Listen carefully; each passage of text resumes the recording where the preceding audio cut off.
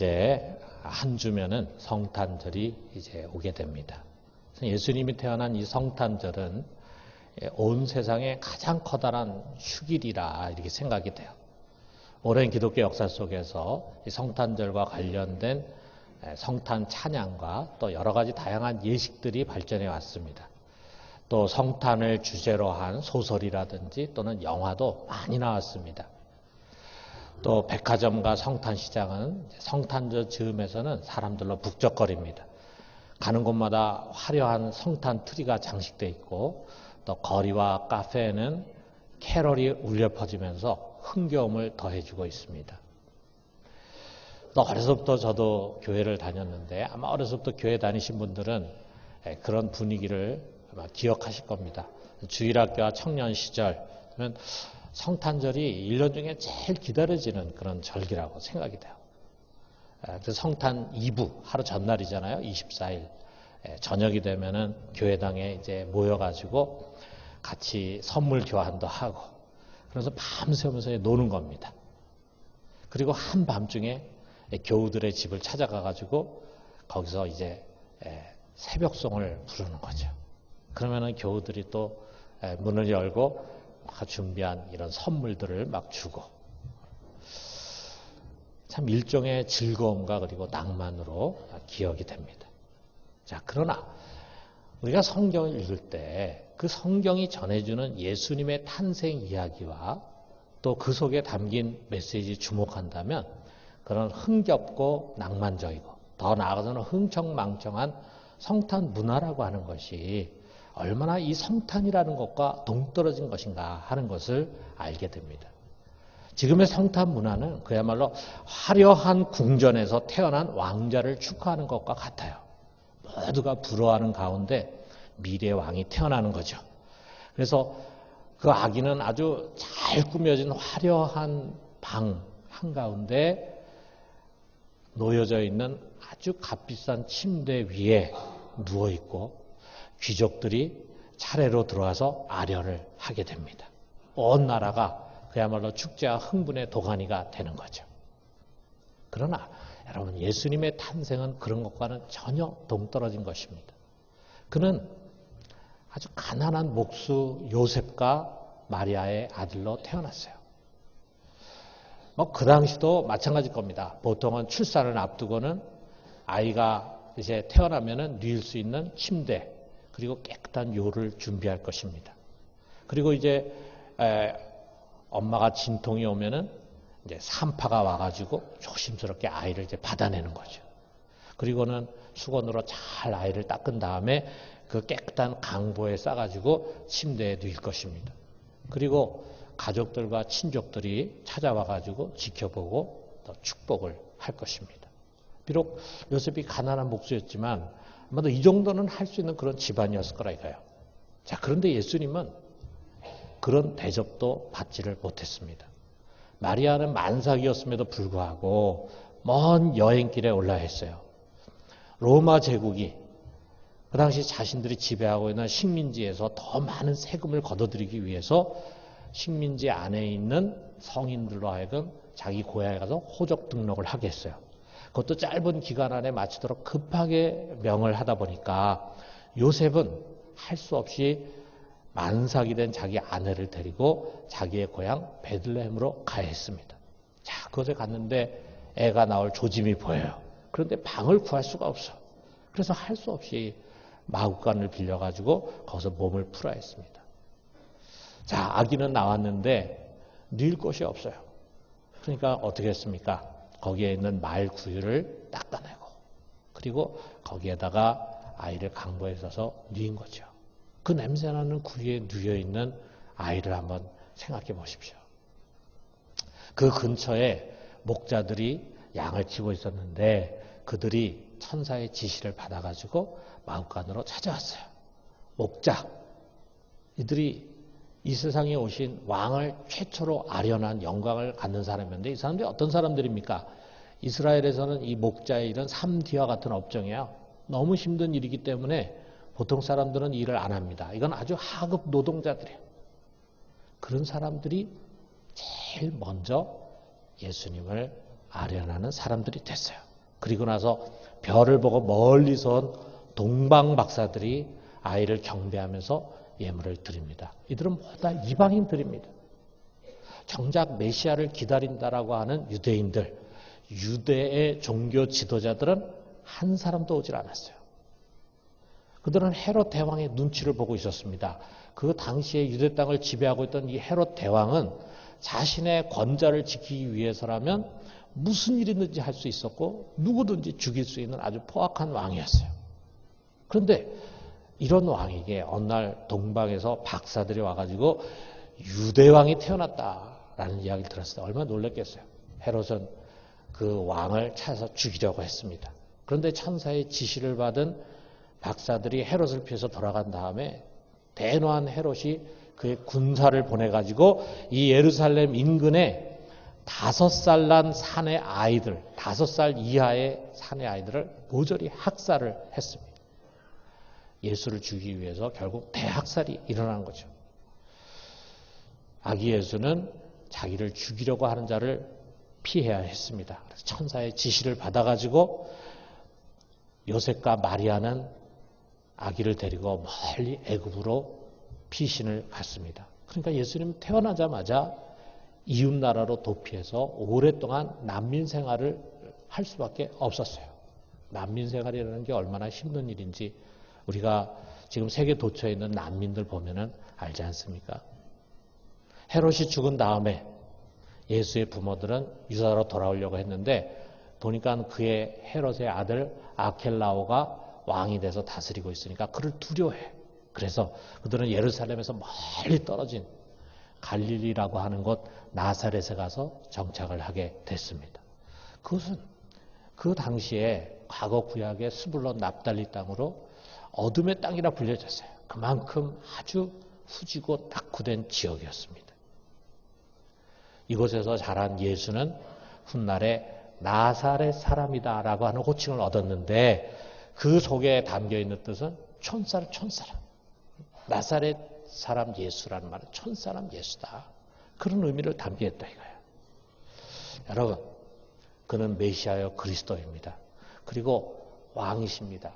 그 왕이신 예수의 태어남은 화려한 왕궁과 축복 가운데서가 아니라 가난과 비천함, 그리고 위협과 두려움에 둘러싸인 아주 초라한 탄생이었어요. 왜 그랬을까? 왜 그가 그런 출생을 택했을까? 이것을 우리가 좀 전에 읽은 빌립보서가 가르쳐주고 있어요. 그의 비천한 출생은 바로 그의 비하의 과정이었습니다. 가장 높은 곳에 계신 분이 가장 낮은 곳으로 굴러떨어지는 것입니다. 여러분, 이 마구간에서 태어난 이 아기가 마리아의 몸을 빌어서 오신 하나님이시다. 하나님이라고 하는 사실을 알았더라면 아마 그 당시 사람들은 다 기절했을 것입니다. 오늘도 마찬가지입니다. 이것은 정말 도저히 믿을 수 없는 너무도 충격적인 그런 이야기예요. 그러나 그것은 사실이고 진리입니다. 여기에 태어나신 아기 예수님, 그는 근본 하나님이십니다. 하나님의 본체시면서 그 본질과 영광과 능력에 있어서 성부 하나님과 동일하시고 동등하신 성자 하나님이세요. 그 성자 하나님이 하나님과 동등됨 취할 것을 여기지 않고 자기를 비우고 그리고 낮추셨어요. 그래서 이 세상에 이처럼 종의 형체를 가지고 사람의 모양으로 오셨습니다. 우리를 모든 죄와 멸망으로부터 구원하시려고 하는 하나님 아버지 성부 하나님의 뜻을 이루기 위해서 이렇게 오신 것입니다. 여러분, 그가 이 세상에 오셨다는 것 그 자체만으로 그가 충분히 자신을 낮춘 거 아닙니까? 그렇다면 이 세상에 보다 좀 더 화려하고 그리고 찬란한 모습으로 오신다 해도 그는 정말 겸손하신 분인데 그는 그 정도가 아니었어요. 오히려 이 세상에 있는 인간의 눈에조차 가장 비천하게 보이는 그런 자로 오셨어요.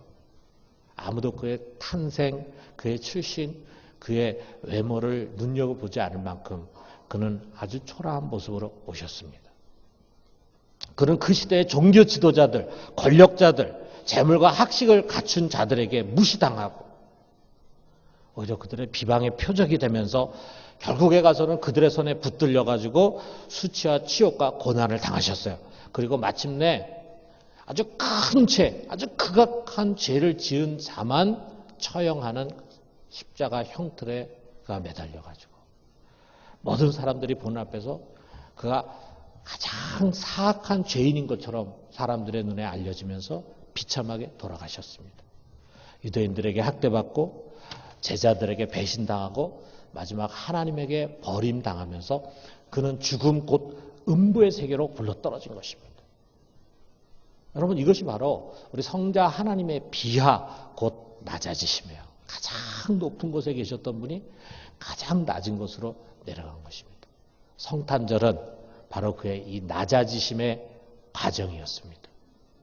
여러분, 초대교회에서는요, 이 빌립보서 2장의 내용이 거룩한 성령으로 불려졌어요. 거룩한 성령으로 불려졌던 이 성경이 니케아 공의의 삼위일체론, 칼케돈 공의의 양성론의 기초를 제공했습니다.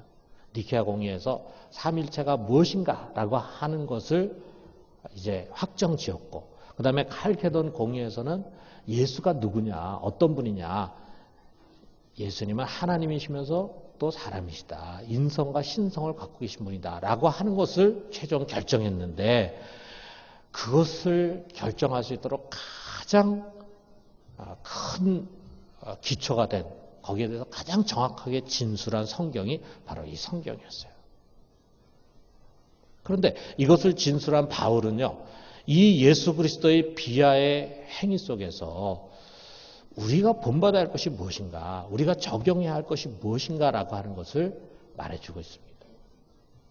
그냥 예수님이 삼위일체 하나님 중에 한 분이시다라고 하는 것만을 우리에게 가르치는 것이 아니라 그분이 자기를 낮추고 내려오심 속에서 우리가 배워야 할 것이 무엇인가, 이것을 이야기합니다.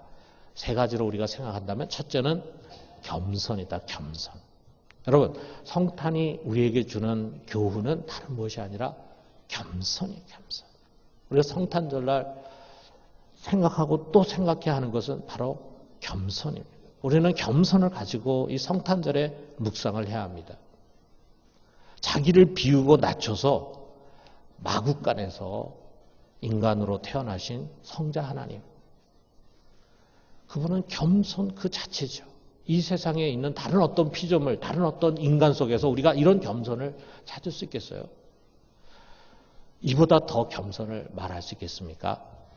그래서 마태복음 11장 29절에 예수님이 이렇게 말씀하셨어요. 나는 마음이 온유하고 겸손하니 나의 멍에를 메고 내게 배우라. 그리하면 너의 마음이 쉼을 얻으리니. 너희는 내게 와서 이 온유와 겸손을 배워라 말씀하십니다. 우리가 그것을 배워야 합니다. 그 겸손의 마음을 가져야 합니다. 여러분, 우리가 교인이라고 해도, 그 예수를 믿고 예수를 주라고 고백한다고 해도 얼마나 겸손과 동떨어진 모습으로 살아가고 있는지를 이 성경이 지적하고 있어요. 여기에 3절과 4절에 보니까 아무 일에든지 다툼이나 허용으로 하지 말고 오직 겸손한 마음으로 각각 자기보다 남을 낫게 여기고 각각 자기 일을 돌볼 뿐더러 또한 각각 다른 사람의 일을 돌보아 나의 기쁨을 충만하게 하라. 그 당시에 바울이 빌립보 교회에 이 편지 쓸 때 빌립보 교회가 이 부분이 부족했다 이거예요. 겸손이 부족하다 보니까 서로 툭탁툭탁거리고 싸우고 하나가 되질 않아.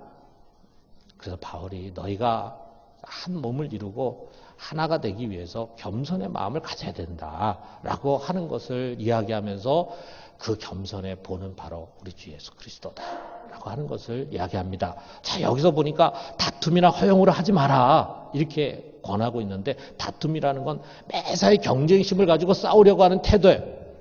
허용은 자기 스스로를 높이는 자만을 말합니다. 여러분, 우리 속에 말이죠, 참 깊이 뿌리 박혀 있는 교만을 말해주고 있어요. 우리도 모든 사람 항상 누군가와 우리 자신을 비교하려고 합니다. 그리고 경쟁하려고 그래요. 그 사람보다 자기가 더 뛰어나고 더 나은 사람이라는 것을 인정받고 싶어요.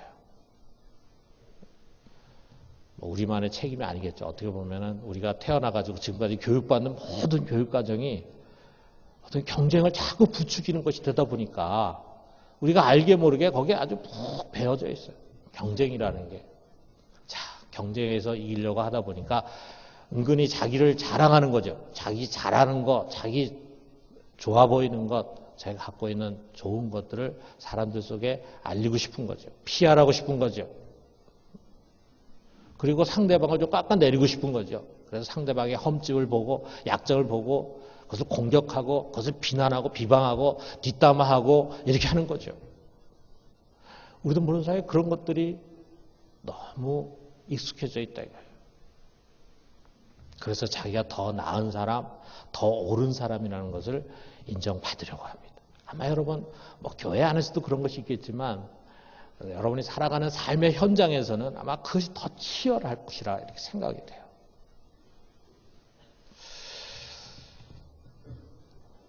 여기에 주어진 이 빌립보서 2장 3절 4절의 말씀은요. 예수님의 겸손에서 두 가지를 우리에게 적용하라고 가르치고 있습니다. 첫째가 뭐냐면 3절 하반절에 있는 것처럼 각각 자기보다 남을 낮게 여기라 그랬어요. 남을 나보다 더 낮게 여긴다. 참 이게 쉬운 것 같으면서도 쉽지가 않습니다. 특별히 어떤 사람들이 이게 어렵습니까? 큰 업적을 이루고 성공한 사람, 높은 위치에 있는 사람, 많은 것을 가진 사람, 많은 것을 배운 사람일수록 이게 어려워요. 자기 속에 알게 모르게 저 사람 나보다 더 나은 사람, 저 사람 나보다 더 못한 사람, 세상적인 가치를 가지고 그것을 계산을 합니다. 그런데 여기 지금 바울이 준 말은 어느 누구든지 자기보다 남을 낮게 여기라 라고 하는 것을 가르치잖아요. 예수님처럼. 여러분 예수님만큼 높은 사람이 어디 있습니까?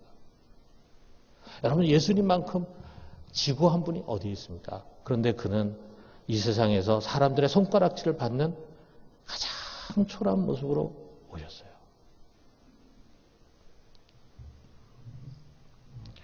예수님처럼 우리를 낮춰야 된다. 이게 억지로 그렇게 하려고 해서 되는 것이 아니잖아요. 어떻게 해야 됩니까? 여러분, 우리가 우리의 허물과 우리의 연약함에 정직해지면은 우리는 우리 자신이 너무나 보잘것없는 존재라고 하는 것을 인정하게 됩니다.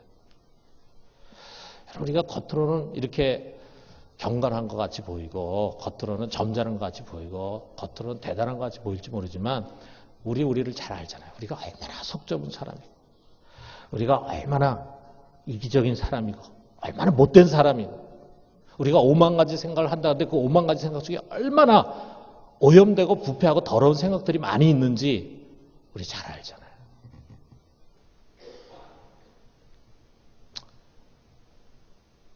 우리가 우리 자신에서 정직하면요. 우리가 정말 아무것도 아닌 존재라고 하는 것을 하나님 앞에서 사람 앞에서 인정하지 않을 수 없습니다. 여러분 우리 사도 바울 생각해 보세요. 위대한 사도 아닙니까? 그가 율법으로는 흠이 없는 사람이라고 얘기했어요. 그러니까 참 그건 바르게 산 사람이죠. 그런데도 불구하고 바울은 이렇게 고백했습니다. 디모데전서 1장 15절에 보니까 죄인 중에 내가 괴순이라 그랬어요. 우리가 다 죄인이지만 그래서 나만큼 죄를 많이 지은 사람이 있겠는가? 그래서 과거형으로 내가 옛날에 예수 믿기 전에는 정말 죄인 중에 괴수였다. 그런데 내가 회심하고 나서는 지금은 아니다. 이런 의미가 아니고 현재형. 내가 지금도 죄인 중에 괴수다.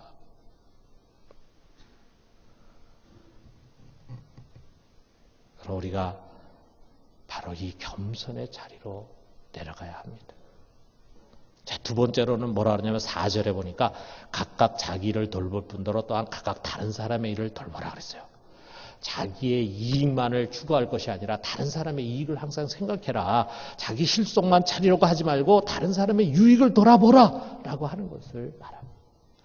좀 눈을 돌려서 다른 사람 입장에 서가지고 그 사람의 이익을 한번 생각하고 사람 배려한다면은 우리가 이렇게 갈등과 분열이 생기지 않는다 그 얘기죠. 여러분 우리가 예수님의 삶의 여정을 지금 얘기하고 있지 않습니까? 근데 예수님의 삶의 여정을 보면 한마디로 얘기한다면 그것은 남을 위한 삶이었습니다. 남을 위한 삶. 오늘 성탄절은 바로 우리에게 그 교훈을 줍니다. 자기를 우선하지 말고 남을 배려하고 남의 이익을 돌아보는 삶.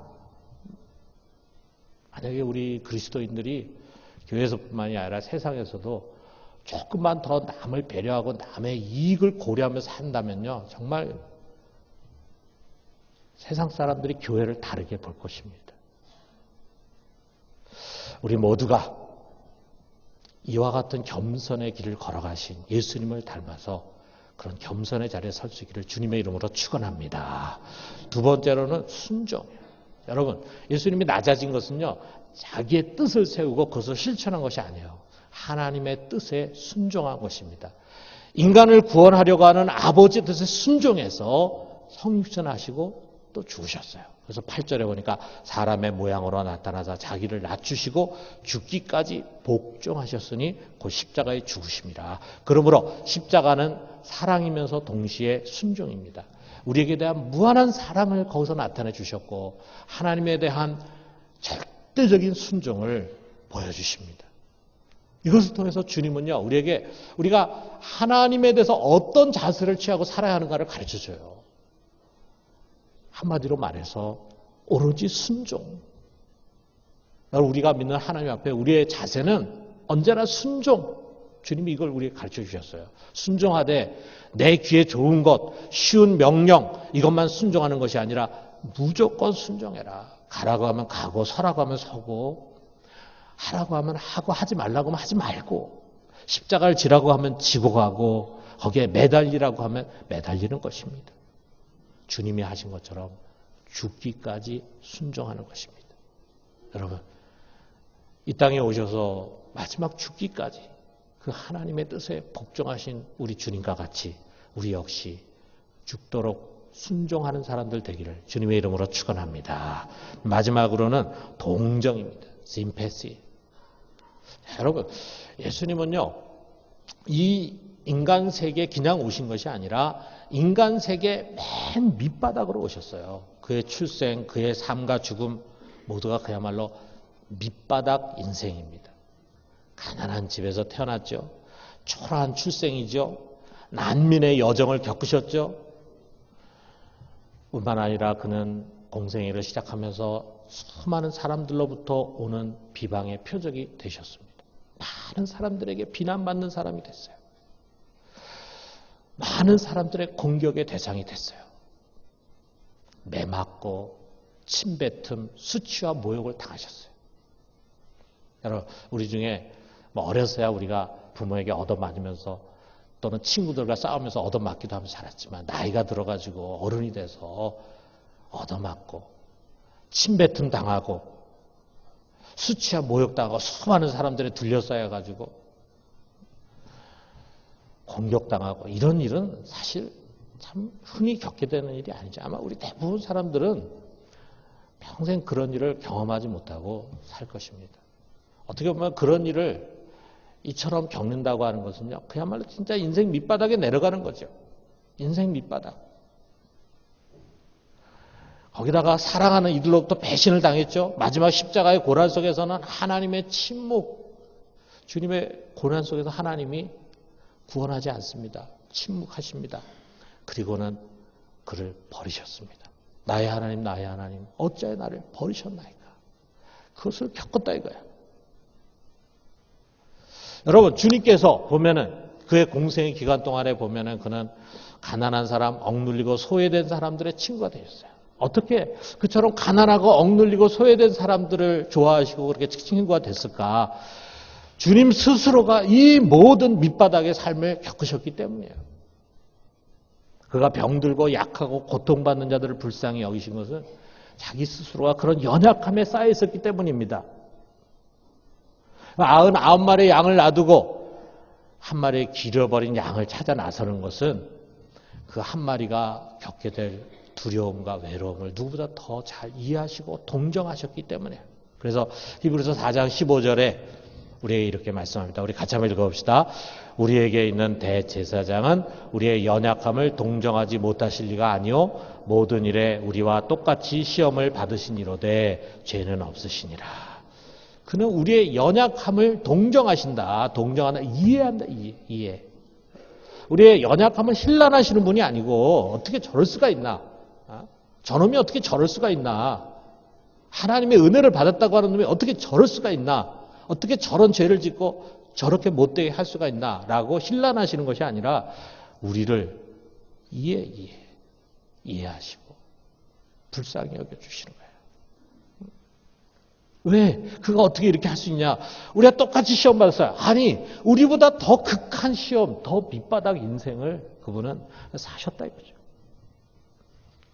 여러분, 우리는 사실 세상에 살면서요, 여러분이나 저나 다 평탄한 길 살고 싶고 형통한 길 살고 싶습니다. 그래서 그렇게 또 기도합니다. 그렇게 해달라고 기도합니다.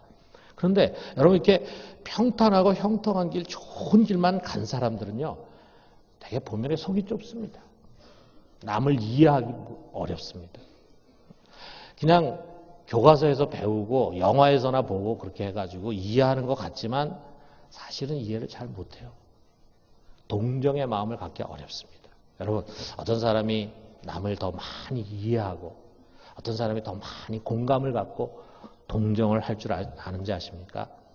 실패한 사람 실패. 사업에도 좀 실패해보고 연애도 실패해보고 대학 입시에도 실패해보고 이런 실패를 많이 겪은 사람들은요, 정말 실패하는 사람을 잘 이해합니다. 그가 어떤 마음을 갖고 있을까? 이해를 해요. 넘어지기도 하고 가난해서 눈물의 빵을 먹기도 하고 배반도 당하고 시련도 당하고 비난도 받고 억울한 자리에 서보기도 한 사람이에요. 더 낮은 곳으로 가면 갈수록, 더 밑바닥으로 가면 갈수록 더 많은 사람들을 이해하게 됩니다. 그리고 더 긍휼의 사람이 되는 것입니다. 우리 주님이 그랬다 이거죠. 그래서 여러분, 하나님은 종종 그의 사랑하는 자녀를요, 이렇게 낮추시는 거예요. 낮춰요. 뭐 좋은 길, 형통한 길 하나님이 그렇게 해주려면 얼마든지 해주죠. 그러나 하나님 종종 이게 낮춥니다. 아주 귀하게 쓰려고 하는 사람일수록 더 많이, 더 오래 고난을 당하게 해요. 시련과 어려움을 겪게 하면서 낮추세요. 왜? 그렇게 그런 과정을 거치고 더 밑바닥으로 내려간 사람들이 다 하나님 손에 귀하게 쓰임받아 이해를 해주고 동정을 해주고 불쌍히 여기고 긍휼히 여기는 마음을 간다 이거죠. 그래서 어쩌면 여러분이 지금 겪고 있는 고난과 시련은 하나님이 그런 뜻을 가지고 여러분도 귀하게 쓰기 위해서 그걸 허락하는 것인지도 모릅니다. 그러나 여러분, 이게 끝이 아니라 이거죠. 우리가 이렇게 겸손과 순종과 또 긍휼의 그릇이 될 때 어떤 일이 일어납니까? 하나님 우리를 높이십니다. 예수님이 자기를 낮추셨는데 그 낮추신 것도 끝난 게 아니잖아요. 그 낮아짐의 결과가 우리들의 그것을 확신시켜 주는데, 자, 이게 9절에서 11절 마지막 부분을 보니까 이렇게 말하고 있잖아요. 이러므로 하나님이 그를 지극히 높여 모든 이름 위에 뛰어난 이름을 주사 하늘에 있는 자들과 땅에 있는 자들과 땅 아래에 있는 자들로 모든 무릎을 예수의 이름에 꿇게 하시고 모든 입으로 예수 그리스도를 주라 시인하여 하나님 아버지께 영광을 돌리게 하셨느니라. 했어요. 우리 주님께서 가장 밑바닥까지 낮아지시니까 우리 하나님이 그를 가장 높은 곳으로 높이시고 올리셔서 이 세상의 모든 만물이 그 앞에 무릎을 꿇게 했다 이거죠. 여러분, 마찬가지입니다. 우리가 우리 자신을 낮추면 하나님이 우리를 높이십니다. 여러분, 베드로전서 5장 6절에 있는 말씀 우리 같이 한번 읽어봅시다. 그러므로 하나님의 능하신 손 아래서 겸손하라. 때가 되면 너희를 높이시리라. 여러분, 우리가 스스로 교만해 있으면요, 하나님이 쏜 화살에 맞게 됩니다. 교만한 자 하나님 낮추세요. 우리 속에 교만한 마음을 품고 있으면 어떤 모양인지 하나님 낮추십니다. 그런데 우리가 우리 자신을 낮추면은 하나님 우리를 높이십니다. 여러분, 말씀 뵙겠어요. 우리 주님은 가장 낮은 곳으로 오셨습니다. 바로 이 성탄절은 그의 겸손, 그리고 순종, 그리고 그의 긍휼이 담겨져 있어요. 이 성탄절을 맞이하면서 우리도 주님과 같이 겸손의 사람, 순종의 사람, 그리고 긍휼과 동정의 사람으로 변화되기를 주님의 이름으로 축원합니다.